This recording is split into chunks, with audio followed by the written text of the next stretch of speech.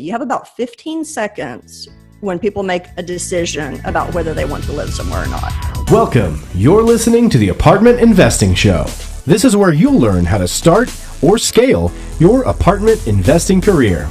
Your host, Adam Adams, founded such an incredible meetup that Meetup HQ flew him in as their guest speaker. Adam and his guests will show you how to create residual income by investing in apartment communities. Now, here's your host, Adam AAA Adams. I am your host, Adam AAA Adams.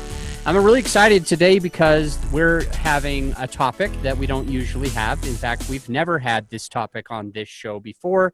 So you're about to learn something kind of cool. And what's even more fun about this is what we're talking about is how just small amounts of money placed in the right places on larger multifamily properties can make a world of difference. So we have Landry on the show right now, and she's going to be talking about how she's been helping other owners over the last 20-something years, I believe, to be able to, it's you know how you have on those single-family homes, you go and get somebody to stage the home. They put a couch, they put flowers, they do a few things like that, and it makes a world of difference that because when you're fix and flip, people walk in, they can actually see themselves living there. That's kind of what we're talking about, but on a much bigger scale. So instead of helping you make an extra 10 grand, today we're going to help you make an extra couple million. So with that said, Lisa, tell us a bit about your background, how you got into multifamily. I know you own multifamily, and I know you also help other owners to stage their properties, or to, I guess I'm using the word stage when we should be talking about what's the real term for it? What am I missing here? It's not staging, it's decorating. Really right? Just designing. Yeah, really just adding interior design to the properties. So first of all, thanks for having me. It's great to be on the show. It's an honor. I just think so highly of you, so I appreciate you having me on. And really what we're talking about is taking a property that is dated. Whenever a syndicator or a property group buys a property, it typically is kind of dated looking. And so they want to do whatever they can to freshen it and up that NOI. And so our first step usually is to go ahead and work on the leasing office. That's where we get started, because that's like the jewel of the property. That's the center, that's the hub. And there's kind of three things that happen when you upgrade and freshen the leasing office. First of all, the people that work there just love it a lot more. They're happy to work there. They're proud to come to work. You have better employee retention. It just feels great. It's laid out properly. The traffic paths are good. You know, there's function and form combined. So that's kind of one element. The second element is the current residents that live there. They then are more proud of their property. They are coming into that leasing office pretty frequently. And so being able to, know that the place that they live is up to date, cool, it's a fun place to live, all of that really plays into their mindset of where do I want to live? So that's kind of the second thing. You have a little bit better resident retention then. And then the third thing is for potential residents, which is really the most important part, when you're trying to keep that occupancy rate up. When the potential residents come in, that first impression better be like kapow. I mean, it better be right in their face. This is awesome. This is kind of jaw-dropping. We specialize in B and C class properties. That's what we do. So it better be like, it looks like an A property on the inside, but it's pulling up that B or C to the next level. So I think that's super important, is how the leasing office looks. We're looking at things like, when you come in, what is the very first thing you see? You have about 15 seconds when people make a decision about whether they want to live somewhere or not. So they better be greeted quickly, by a leasing agent. They better see something cool. They better not have any kind of bad experience in that first 15 seconds. So that's what we're always looking at, is making sure that everything is laid out properly, that there's an inviting feeling when they first come in, and that it looks awesome. So we're doing things like changing out the lighting, adding really interesting chandeliers. We're doing a lot more modern elements than we used to do. A lot of younger families live in these apartments, and the younger population tends towards modern elements. That's what they are drawn to. So we do these really pretty modern, just very clean, not cluttered, not over accessorized, very clean and structured throughout the space. So that's kind of what we do for the leasing office. We want to make sure that, we address the paint colors, the ceiling color, what flooring is there. A lot of times we use the same flooring that you're using in unit interiors, because then they kind of get that feeling of what's going to be in their unit, which a lot of times is a luxury vinyl plank or, something of that sort. So we'll use that a lot of times, and then do interesting things on the walls, change out the desks, make a cool lounge where they can hang out while they're waiting for someone, have a beverage station of some sort, make it the most inviting experience that we can. So in addition, we're looking at maybe like the fitness center or adding a business center, even if it's just taking one small corner of the leasing office and adding a small desk or two, then you have a quote unquote business center, which is great for your amenity list on your website. That's what we're looking for, is anything we can do to increase that amenities list and have someone, when they're looking online, choose to come see your apartment maybe instead of somebody else's. So that's kind of a few things for the leasing office. Yeah, because it would make sense that if you're a potential resident, that what you're doing when you're looking for places is you might click the things that you might want to see. So the more of those clicks that you could get, the more likely they're going to actually see your property. So that's really interesting. It's a way of thinking that I haven't thought of before, of just making sure you have the most amount of amenities to get more eyeballs on your property.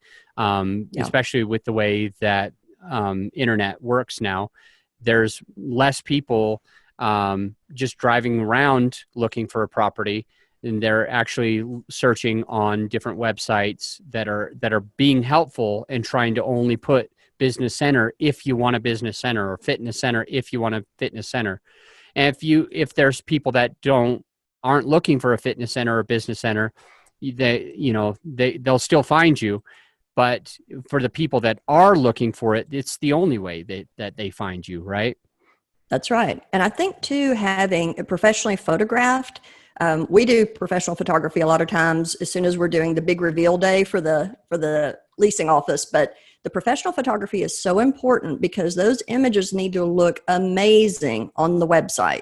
That's the other thing, is people are looking first at the pictures. How does it look? How does the property look? And then at the amenities list usually. And I mean, also what size apartments are they? What price range apartments are there? All of those elements are really important in their decision-making process. We also take into account, what does it look like when you drive up to the leasing office? So we paint a lot of times that building different than the other buildings around it. Even if we're not painting the brick maybe on other buildings, maybe we're just doing siding, we will choose possibly to paint the brick of the leasing office so it really, again, stands out like the jewel of the property, and people know how to get there easier. So we're looking at, what does it look like from the exterior? What does the front door look like? What does the door handle look like? Those are all first impression things. That's like somebody having scuffed shoes or chipped nail polish or whatever. It just doesn't look all pulled together if you're not addressing every single element. What does the front door mat look like on the outside? It's great if it has your logo on it, and your name. That's like going into their psyche. What is the glass clean? Is the door handle clean? We don't want a lot of stuff around. We set it up when you come into the leasing office where it looks perfect. We'll put like your flyers or your brochures like in a very specific place. We don't like to come into leasing offices and have stuff just spread out everywhere where it looks junky. And we have to be cautious too about decorating for like holidays. That can get cutesy real fast. So using very subtle things and keeping in mind that we want this to look high end, even if it's not high end. Even addressing what is the landscaping right at the leasing office.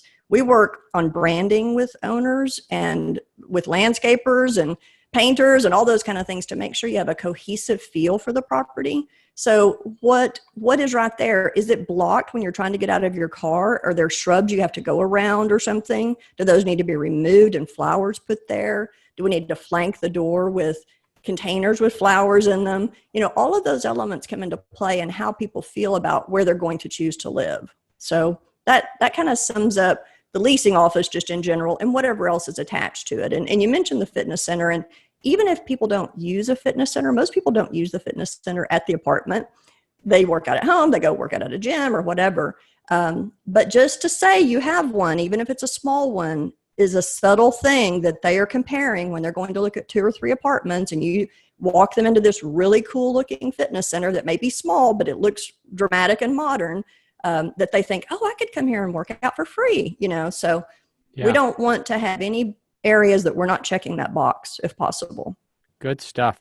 I want to kind of talk a little bit about some of what you've said. My first question, though, is around the professional photography that you say that you use on reveal day, I think is how you termed it, reveal day. Do you suggest apartment owners get drone footage of the outside of the buildings? Yes, I think that's a great question. And that's something that's just now coming into play. But any kind of video that you can get, that helps too for your SEO to be pulled up higher when people are searching and that kind of thing, So video on your website is a great tool. They can look at pictures first. They can read things. They can see friendly faces. We want to have the website looking amazing. When a property owner contacts us, first thing I do is go to their website. I want to see, what does that look like? Because that's the first impression. And so many times it does not look great. We need to make sure that looks great. All the images are fresh, once things are redone. And then the drone footage it's like cherry on the top. It's like an added thing that not most websites are going to have. So I think that's a great, inexpensive thing you can do to set yourself apart. It's more affordable than you would expect to have somebody to drone your apartment community.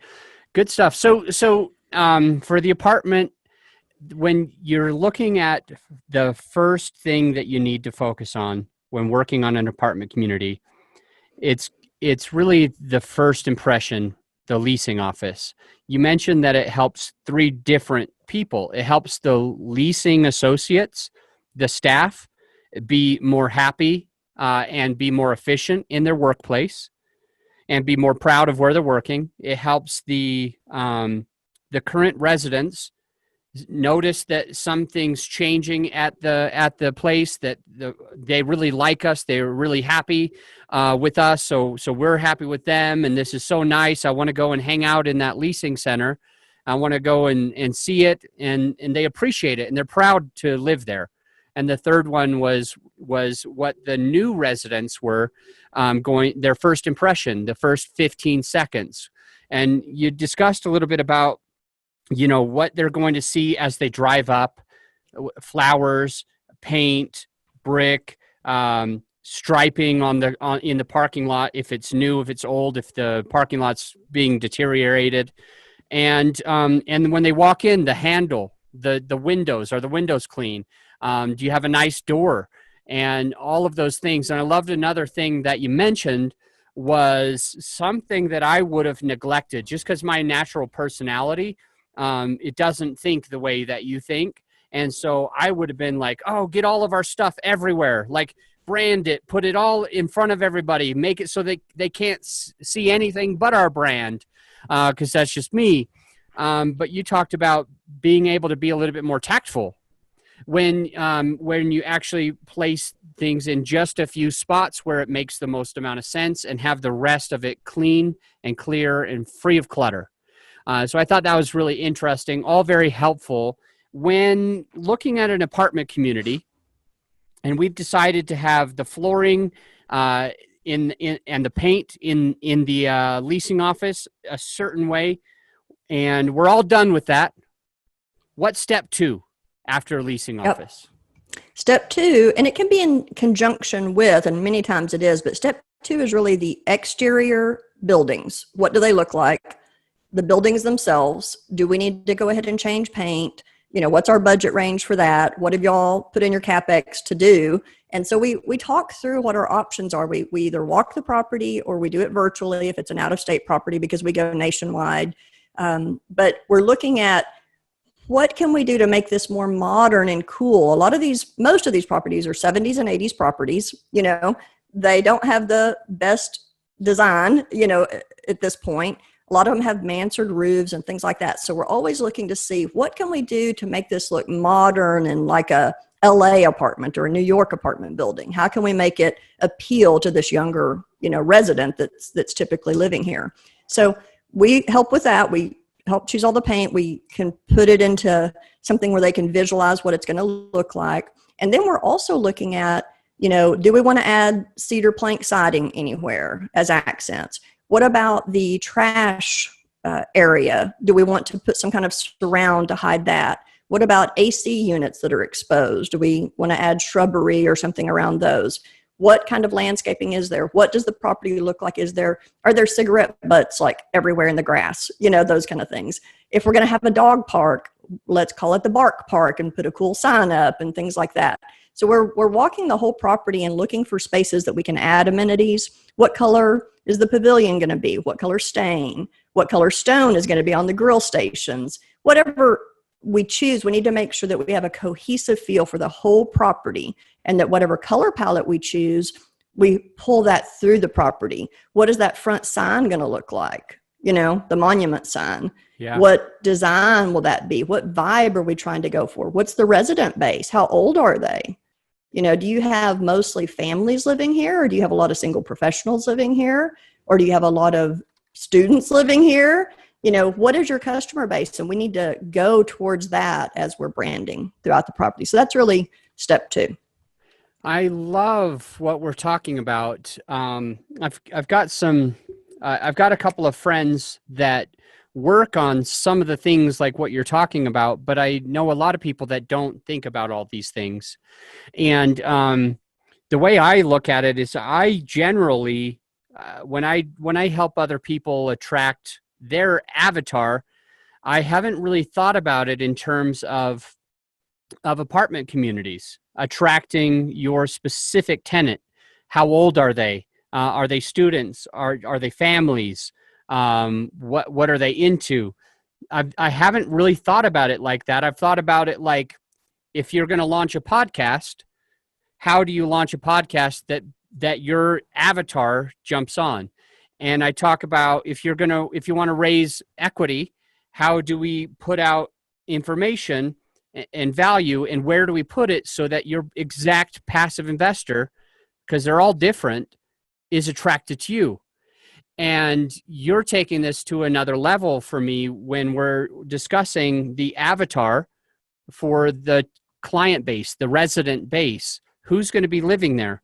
So now I'm thinking in terms of, all right, all I've got is 1 bedrooms on this. So what type of person am I serving now? What do they like about it now?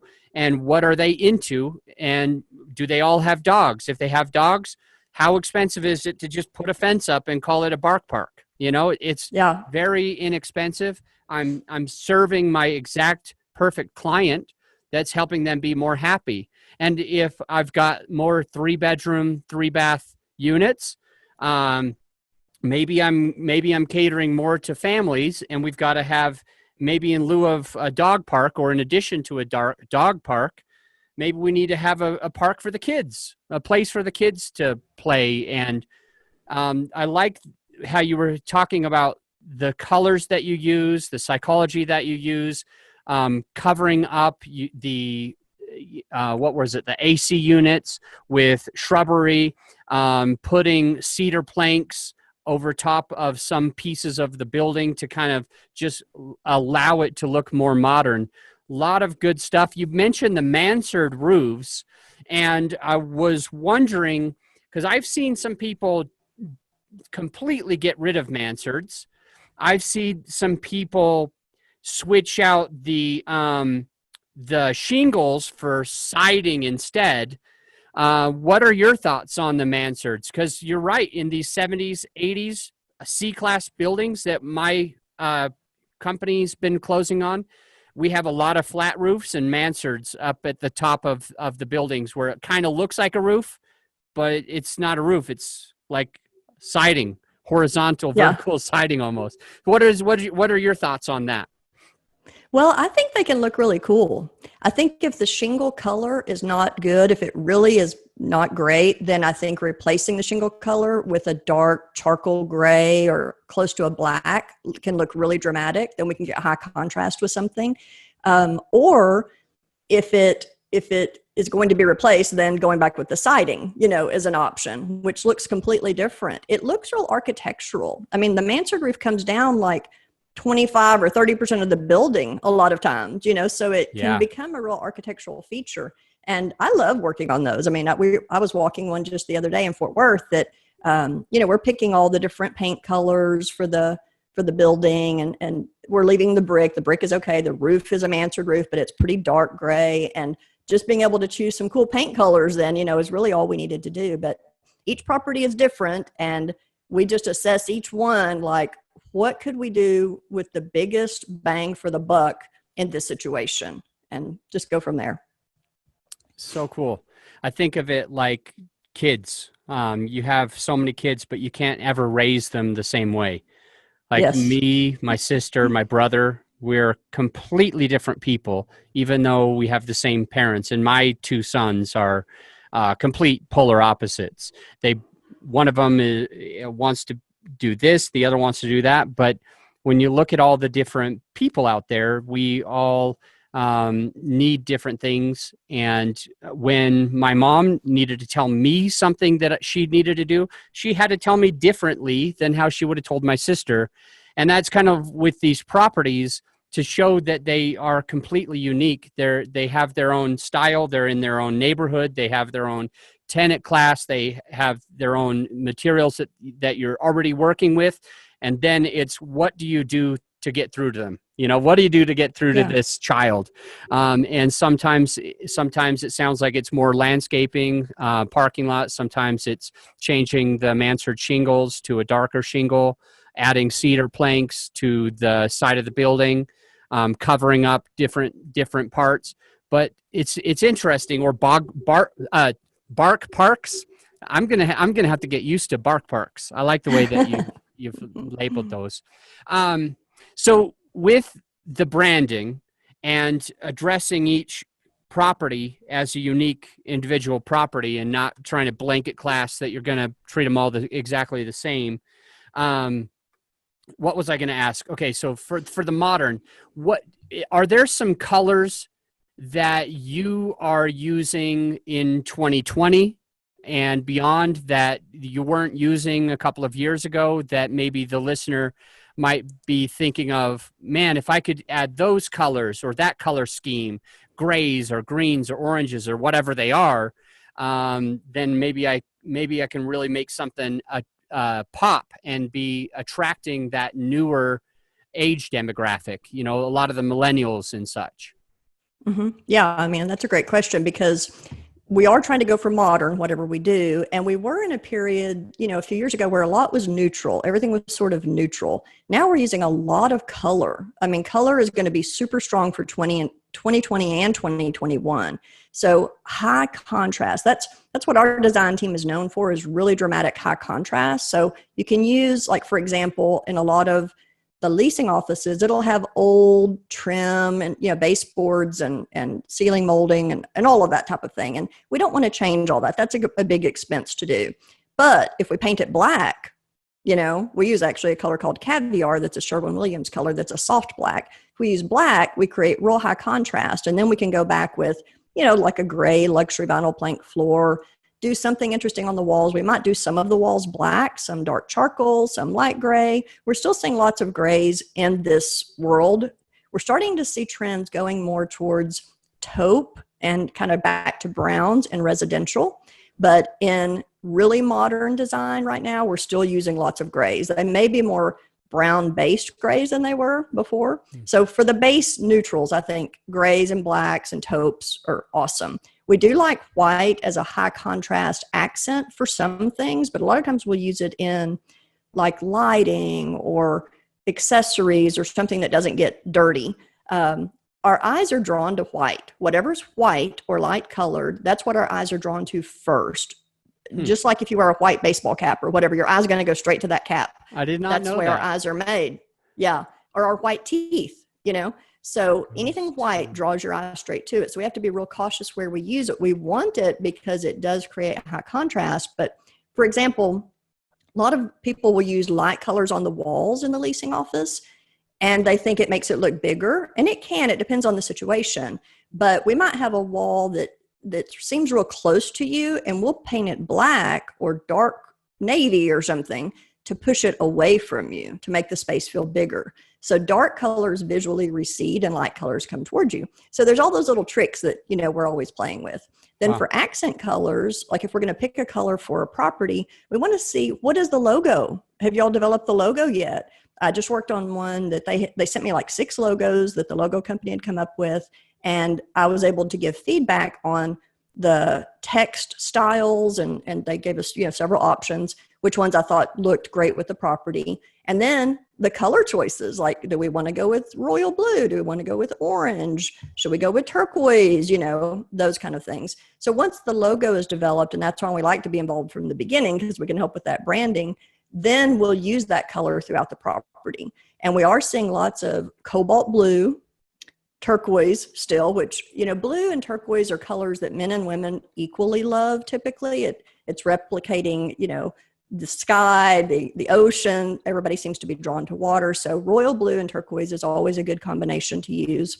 But we are seeing accents of orange and bright yellow and emerald green. Lots of emerald green we're using, like emerald green and white and black. That's a beautiful leasing office color palette. Or royal blue, black, white with a little bit of orange or yellow. Those kind of combinations are really interesting visually. We don't want to do something that some people might not like, or a lot of people might not like. We want to make sure that men and women both feel very comfortable coming into the space. And you mentioned the avatar. If you do have a lot of families with young children, then we're going to recommend you put more money into the playground. Do a bigger playground equipment set. If you have a lot of students, maybe make the business center bigger where they can get out of their tiny little apartment and come have a space to spread out and work on a project or something like that. So definitely keeping that in mind, who your priority resident is, your goal resident. So, so summing up some of what we've talked about is the leasing office is really where it starts. The branding, the leasing office is really where it starts. Then you start working on the exterior. I would almost say that there was one step before the leasing office, and that would just be kind of defining the brand, getting the logo, the colors, and understanding who the avatar is and who you're attracting. And then once you really understand all of that, then you attack the leasing office and then the exterior. One question that I have for you, I think it's an important question because it's almost like in my mind, it's very polarized. Because on one hand, I hear you talking about get the money into the leasing office, get the money into the exterior, get the money into the playgrounds, the parks. And what I've heard a lot of apartment syndicators saying is, we're skipping all of this money. We're not going to waste it on these things. They really spend most of their time in the unit, and so the only place we're going to put money is $3,000 or $6,000 per unit, and we're going to go straight there. What would you say to somebody like me who's heard both sides? And secondly, after explaining, how you would address, where to really start, I want to understand where in the process do you start focusing on the interior of the actual units? Yeah. Well, and it's very common that we're doing multiple things at one time, like the branding that you're talking about, and starting to walk the property to look at the exteriors and starting to look at the leasing office. Sometimes they've got their budget where they're just ready to go on everything. And we just sort of do all these things at the same time. We do need to make sure that we have our avatar and our branding kind of solidified before we really get into it deep. But those really are the first things. And the reason I say those are the first things is because image is everything. And so much of the attraction is online presence. And you have to have your image developed with your brand, your logo, your pictures of your leasing office, all of those kind of things are what people see first. They're not seeing the unit interiors first. If you have a terrible looking leasing office and great looking interiors, it just doesn't match. That's not your brand then. We want it to be cohesive throughout. So I always recommend starting with the leasing office and the exteriors first. Then as soon as all that's going, now that might take a while for all the exteriors to be painted. We have furniture to order for all of the leasing office. That's going to take, 8 weeks or something to come in. And so during that time, that's the time that we typically move on to two things: the model unit, if they're going to have one, that we can work on that also. Some syndicators want one and some don't. Sometimes we have a staging company also, and we'll go in and stage the property, a model that's it's really not even a model, it's just a vacant unit. We'll stage it, have it professionally photographed, and destage it. And then they have those images for their website to show kind of their model, but they don't have one for people to walk through. So some syndicators love having a model and some don't. That's kind of personal preference. So we'll work on the model unit if they have one, and then also start on those unit interiors. I think for the apartment community, most of the syndicators are men, and most of the people that are in this community are men. And they always just think, let's just start tearing stuff out and put some new cabinets and put some new cabinet doors and give me a sledgehammer. Rip this floor out. And so it seems really fun to y'all. And the design part maybe just doesn't come quite as naturally. It's a different element. Yeah. But I think they're both important. I think we just need to get that image and branding first.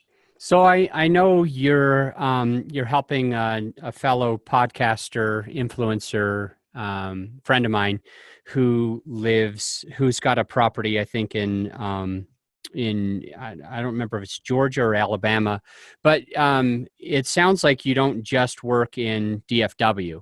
Is that accurate? That is accurate. When we first started, I started the company over 20 years ago, and we're in Texas. We're in the DFW area, and we just always decorated in Texas, somewhere in Texas. But once we got into the multifamily world, people are buying all over the country. Even if they live in Texas, they're buying in different places. And so we just started working on things sort of virtually, and then we go and do the leasing office installation or the model unit installation in person. We're always there. We call it the big reveal day, and we oversee all of that. But yes, we've worked on 2 in Arkansas, 1 in Alabama that you mentioned, Huntsville. We're working on 1 in Tennessee right now, so we're expanding and going wherever we need to go because that's where the business is. So there's, I know we've gotten a lot of cool, useful tips, but at the same time, we've gotten useful tips and at the same, you're not supposed to say but. It negates what you say before. We've gotten a lot of cool, useful tips, and there's probably some listeners that are similar to me. We're men, and we want you to give us the hammer and let us go to town. And we're not trying to think like a designer. And so really the question that I have is, even though we've gotten some really good, useful tips, there's probably a few people that want to work with you and want to know how to even work with you. And maybe they're in a different city than you mentioned. Maybe they're in Arizona. Maybe they're in who knows.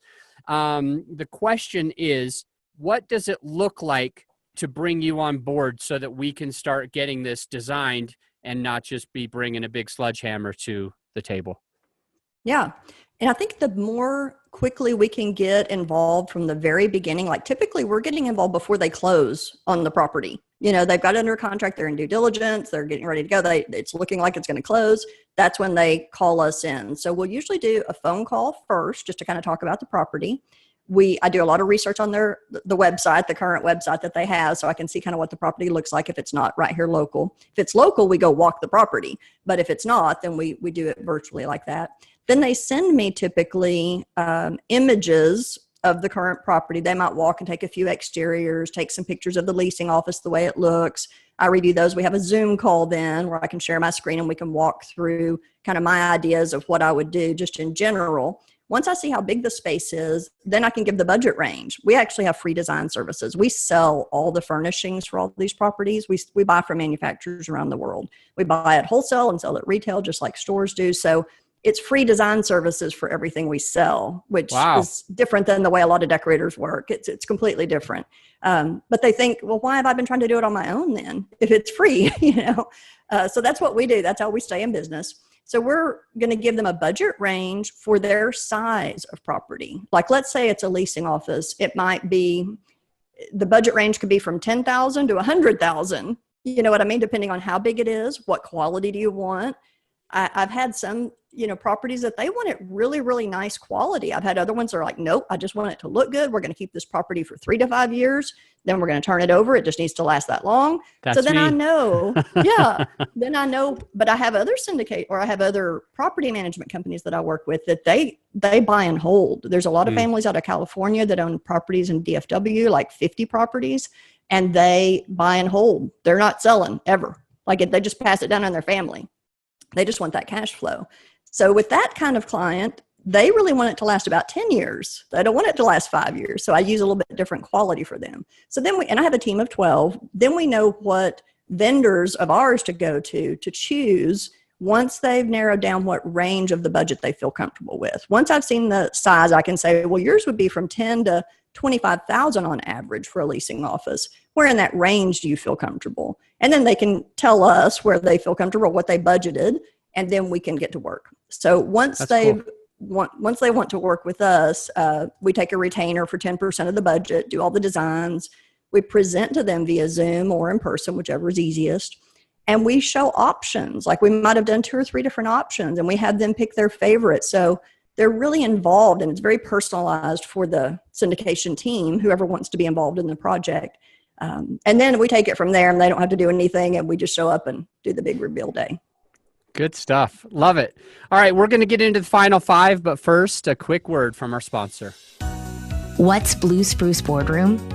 It's Adam Adams' private inner circle program that helps serious investors take their businesses to the next level with 24/7 access to our private Facebook community, exclusive mastermind retreats held at luxurious resorts around the country, bi-weekly coaching calls, education, support, and monthly meetings. This is the full immersion you need in order to get from where you are to where you want to be in your real estate business. When you join Blue Spruce Boardroom, you'll become close with Adam and the other members of this exclusive inner circle. You'll meet accredited investors, deal sponsors, high net worth key principals, as well as real estate influencers. The perfect combination for you to take your business to the next level. Apply today by following the link in the show notes. And we are back with Miss Lisa Landry. I like the double L. Just like my double A, makes me happy. That's right. Lisa Landry, what is the most creative deal you've ever done? There's a property in Dallas that we did a few years ago that was a clubhouse. It was a leasing office that was attached to a fitness center that was surrounded by glass. Like the whole fitness center was surrounded by glass, like all glass walls, basically. And the lounge area that we were creating was see-through to there. And it was a really high ceiling, like 20-foot ceilings in this lounge area we were creating. And it had these big beams up at the top that were like railroad trestle things, black giant beams across the top of the ceiling. And the owner of the property was like, I think we should just take those out. I don't really like those. And I'm always looking for what can we do that's cheaper and what can we do that looks cool architecturally. Well, I think that was a great architectural feature. So I ended up suggesting that we paint those silver, which we did. And then we used black accents and like a deep teal and grays and different things and made this lounge that was attached to the fitness center so that if the fitness center people worked out and they came over to this area, I had to make sure all the furniture that they could sit on, that it wouldn't get, ruined by sweaty bodies or whatever. So that was a little bit of a challenge, picking things that were good for that looked cool from the other side of the fitness center, that blended with the fitness center equipment. And, then we added the silver for the trestles, which became like the color of a lot of the equipment in the fitness center. And I entered that one in an international design contest. And I actually entered 6 that year. And they won 1st, 2nd, and 3rd in the contest for the commercial category, which was funny because there were so many things entered in that contest that were real high-end properties, commercial just in general. And these were all like C-class properties, that won 1st, 2nd, and 3rd. So that one turned out really fun and dramatic.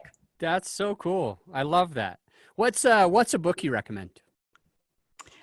I just read recently Joe Fairless's best ever apartment syndication book, and that is a thick handbook. I'm here to tell you, but that's so educational. There's so much information in there. It's just so packed with information. I went to the best ever conference, recently, and you were there also in Colorado, and I sat next to Theo Hicks, who's the co-author of that book. Like for 2 days solid, we sat next to each other and talked. And it was I was just like fangirling because he was such a big part of that book. And I think they're great educators. They are. I completely agree. One interesting thing about that book is I used to think that I was the only one who knew some of these like marketing tricks. I used to think I was the only one who knew them or could teach them. And he's got all these really awesome ways of attracting capital, of starting a podcast, starting a thought leadership platform. That book's super valuable. And I think it's only like, when I bought it, it was like $50. I think it's 40 or something now, 45. But I would have paid 100 times that easy. I think that they've done such a great job, and they've got a really good podcast as well. Yep. Well, now I can't even think of my next question because I'm fanboying with Theo and Joe as well. However, let's get into it. So 5 years from now, where do you see the market, and where do you see yourself and your business? Yeah. I think for the market, it's going to be great. I just think it's going to be killer. I think multifamily is the place to be. I think just these trends of people not wanting to maintain properties and having this like social community and where they can walk to things. And they like apartment living now much more than, our previous family members did. Previous generations, that was your goal, was to own a house and have all this big yard and have everybody over all the time. And there's a lot of stress and maintenance that goes with that. And so I think apartment living is going to get more and more popular, down the road. And I think the market will recover from everything we've been going through recently, think that's within a short a recovery year. Or within a year? I think within a year or two, things are going to be like just going and blowing again. I think it's going to be great. I think there are, some areas, some industries that might be hit harder, but I think multifamily is going to be very strong. Awesome. And so that's the market. Your own business? And then, my own business, we're continuing to grow. And my goal is to be known as the multifamily decorator, nationwide. And that's what we've been working on for the last several years is we also do residential and commercial, but we love working on multifamily. We really feel like it's transforming the lives of these people who live here, who live in the properties and the lives of the people that work there. Yes. Yeah. And the lives of the syndicators and the investors, the passive investors. So I just love the whole industry. I think it's super fun. I think it's challenging. I think you're always learning something new. Every day is different. So we are focusing on more and more and more multifamily nationwide. Love that. And how do you add value to others? Well, I do a lot of education. I'm doing a webinar tomorrow that's about design, and do a lot of things locally with education and training with, realtors, do a lot of things with realtors, with staging and all those sorts of things that we just give away a lot of education for free, just to try to, again, become the, leader in our area in this field. We're very well known in our area. We've been voted the best interior designer in our area for the past 7 years in a row by local people, which is always so, exciting and fun. So that's one thing. And then I also am very much an animal lover. And so I give back to animal sanctuaries across the country, basically. That's kind of my charitable thing that I do, is animal sanctuaries. And what is the number one best way for the listener who's excited about working with you for free, apparently, for wholesale prices? Yep. What is the single best way for them to reach out to you and start making that happen? Yeah, the best way is really by email, because I'm just checking that, throughout the day. It's Lisa Landry, Landry, at Landry Designs, which is plural, landrydesigns.com. And they're welcome to check out our website to see some of our work too, which is landrydesigns.com. Perfect. So it's landrydesigns.com. That website is in the bottom of the show notes. So scroll down right now and you can get the website. And also the emails right next to it, Lisa Landry at landrydesigns.com. Both of them are in the show notes right now. So reach out to her. Let her help you make a whole bunch of money and help your residents, your leasing office, and everyone else win, including your own passive investors. Lisa, thank you for coming on the show. I'm going to let you go, thank you so much. I will let you go, but until next time, think outside the box. As a reminder, any investment opportunities mentioned on this show are for accredited investors only. And if you're interested in working with me and my team, then go to realbluespruce.com and click Get on the List. It's that simple. Just click Get on the List to start passively investing. This has been an episode of the Apartment Investing Show with me, Adam Adams. All rights are reserved. And if you haven't done so already, then make sure that you absolutely smash that subscribe button. And I'll see you on the next episode.